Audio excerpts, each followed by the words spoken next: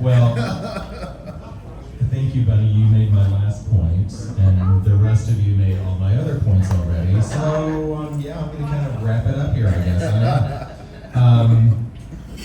So, one of the things that Bunny got me thinking about is how the LGBTQ community, and specifically the leather kink BDSM community, we need to do more outreach to the pansexual community and create more alliances, get more accomplices, I love that, from that community. Unfortunately, I heard recently that there was a group in town, I think they still exist, but they were saying to some of their other members, well, I get so tired of hearing about the gay people, and including the gay people, and it was really disheartening to hear that. But that doesn't mean that we still shouldn't be reaching out and creating those alliances. And Gary also discussed this, gay white men, we need to step up. We need to look at our racism, we need to look at our misogyny, we need to look at our transphobia, and get the fuck over it, basically.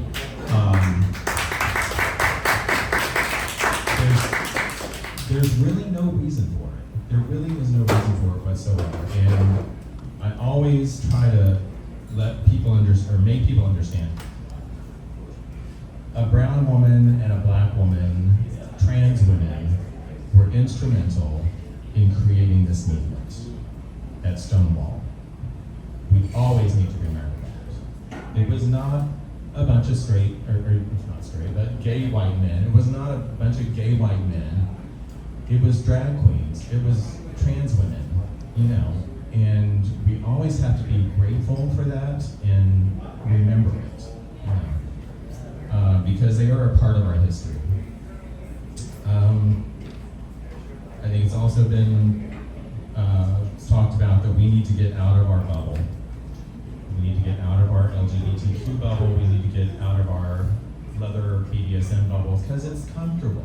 It's comfortable to be here in this space where we know each other and we get to socialize. But what is uncomfortable is, especially those of us in the kink community, going out into the larger LGBTQ community, because we get pushback.